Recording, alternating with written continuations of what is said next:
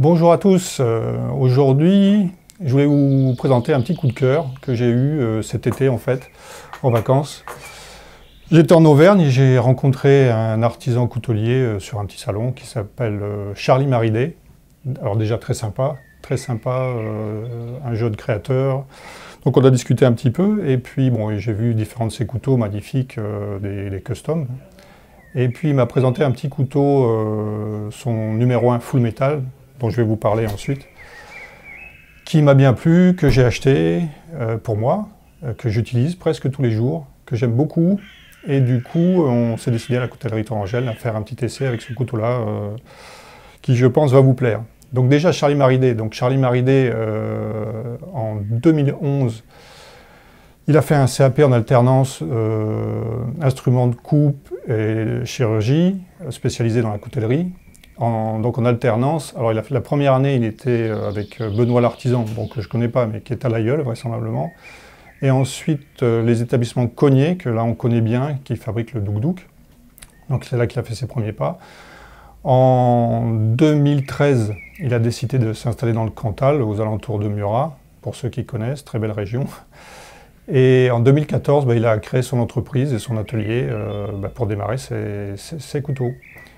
En 2016, pour s'améliorer, approfondir les méthodes, bien connaître la forge surtout, il a fait un stage avec Christian Moretti.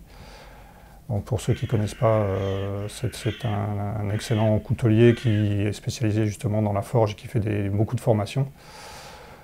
Et puis, donc il a fait des couteaux, tous des couteaux custom, on peut appeler, qui s'occupe de tout de A à Z, et dont le numéro 1. Le numéro 1 qui est un couteau un peu particulier, avec un couteau pliant, avec une lame bien spéciale, que j'aime bien. Et pour réduire le coût de ce couteau-là et le rendre abordable, il s'est dit pourquoi pas faire de petites séries. Alors il avait plusieurs objectifs. Alors déjà garder un prix très raisonnable, en dessous de 50 € pour le grand public. Ensuite, une bonne finition avec des pièces correctes, un des aciers correct. Troisième objectif, il voulait quelque chose de léger. Là, il a bien réussi son coup. Aux alentours de 50 grammes, le couteau, il pèse. Et puis, très fin, très pratique pour mettre dans une poche, que ce soit une poche de pantalon, une poche de veste, vous verrez, je vais vous en parler un tout petit peu plus tard. Et donc, il a créé le numéro 1 full metal. Donc celui-là, celui que je vais vous présenter maintenant. Donc, il travaille, pour garder les coûts de manière raisonnable, il travaille en semi-industriel, on peut appeler ça. C'est-à-dire qu'il fait faire, en gros, la découpe, les pièces, tout ça, déjà toujours en France, et essentiellement dans le Massif central et bassin de Thiers. Donc la découpe des tôles, par exemple, la découpe des lames, les moutures aussi, le traitement thermique. Il fait faire tout ça par des petites entreprises locales. Et lui, après, s'occupe de l'assemblage, de la finition, affûtage, etc. Donc il a réussi à réduire les coûts et atteindre son objectif. Et donc voilà le couteau, voilà ce que ça donne. Donc le numéro 1, full metal. Un super couteau. Alors moi, le mien, je l'utilise quasiment tous les jours. Je trouve que c'est un couteau idéal déjà pour préparer à manger, parce qu'il est très fin, pour couper des légumes, par exemple, des fruits, choses comme ça.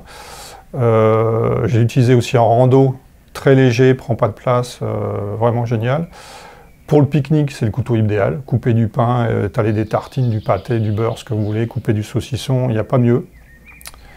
Alors, il fait plusieurs finitions de plaquettes, 3 exactement. Donc celle que j'ai en main ici, c'est celle qu'il appelle écaille ou vague. Donc, alors sur les photos sur le site, on a un petit peu de mal, j'ai regardé, on a un petit peu de mal à voir les différences. Donc en fait, c'est un motif ondulé, comme ça, qui se répète, légèrement décalé.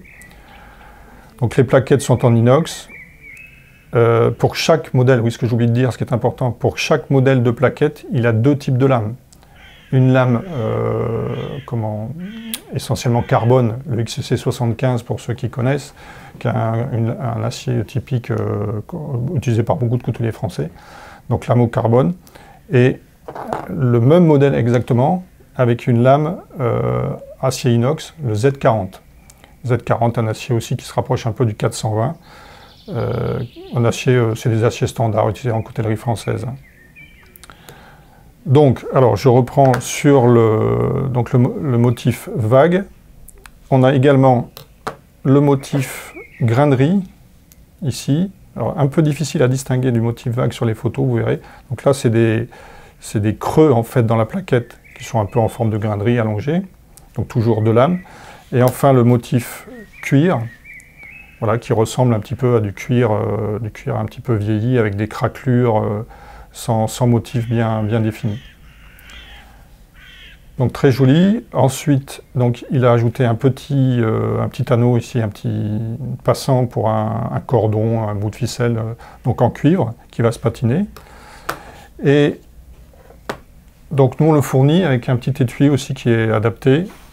Un étui en cuir avec des coutures. Alors les coutures sont de différentes couleurs, hein, ça sera un petit peu au hasard des livraisons. Un petit étui en cuir pour ranger le couteau, qui le protège, qui permet de l'avoir dans la poche. Alors, c'est tellement plat que vous pouvez même le mettre dans une poche de veste, hein, une poche de chemise, il n'y a aucun problème. Et puis 50 grammes, ça pèse rien. Petit étui, où on peut rajouter aussi un petit cordon, si on veut le retirer. Moi, sur le mien, j'ai mis un petit cordon. Donc, une petite combinaison que moi, je trouve vraiment géniale. Franchement, la forme de lame est un peu particulière, on n'est pas habitué. La prise en main, eh ben, elle est très bonne. Avec le retour qu'il y a derrière ici, l'élargissement, la main vient se caler parfaitement. Tient bien en main. Là, alors, la seule chose que je dirais sur la forme de lame, bon, par exemple, pour ouvrir du courrier, comme elle est assez large ici, épaisse, c'est pas l'idéal. Bon, par contre, pour tout ce qui est tartiné, coupé, c'est vraiment génial, quoi. Moi, j'ai craqué pour ce couteau-là et je l'aime beaucoup. J'utilise. Alors, pour ceux qui connaissent les différences entre les aciers, ce qu'il faut savoir, évidemment, c'est que l'acier au carbone, comme il y a moins de chrome dedans, il va s'oxyder plus facilement et surtout se patiner. Le mien, je l'ai patiné même volontairement à la moutarde ancienne. Donc la lame devient mate, gris foncé, gris clair en fonction de ce que vous coupez. C'est tout à fait normal, c'est pas grave. Il faut juste l'essuyer, l'entretenir très régulièrement, éventuellement l'huiler un petit peu si vous ne l'utilisez pas. Moi, simplement, je l'essuie après chaque utilisation. Je le passe sous l'eau avec la lame, et s'il y a besoin, avec la lame vers le bas pour pas qu'il y ait d'eau qui remonte dans le mécanisme, et puis j'essuie. Sinon, je l'essuie simplement avec un sopalin, un torchon, ce que j'ai sous la main. Celui en inox, d'ailleurs c'est l'inverse, c'était celui-là le carbone, celui-là c'est l'inox. Alors la différence c'est qu'il y a un petit point sous la chouette, son logo là. Alors celui en inox, donc là, moins besoin évidemment d'entretien. En revanche, en théorie, le tranchant sera un petit peu moins bon à l'affûtage, quoi. Le fil est un peu moins bon du fait des molécules de chrome qui sont plus importantes. Voilà, donc après c'est au choix, chacun prend ce qu'il veut. Moi personnellement je préfère le carbone pour la coupe. Mais sinon, tous les deux sont d'excellente qualité, il n'y a pas de problème. Donc voilà, que dire de plus, je crois que j'ai tout dit. Un couteau bien sympa, écoutez, n'hésitez pas à regarder le site de Charlie Maridé. C'est charliemaridé-coutellerie.fr, je crois. On vous le mettra dans les liens. Un garçon très sympathique, et puis surtout, n'hésitez pas, toujours pareil, si vous avez des commentaires, des idées, je ne dis pas que plus tard, on ne fera pas d'autres participations avec Charlie Maridé, qui est très sympa. Je sais qu'il envisage aussi des plaquettes en carbone, pour un coût évidemment plus important, et qu'il fait aussi, avec l'aide d'une amie, je crois, qui fait de la gravure, qui fait des plaquettes lisses, avec des très beaux dessins mais qui sont nettement plus chers, et là pas en grande série. Voilà, donc n'hésitez pas à mettre des commentaires, merci de votre attention, et à la prochaine. Salut!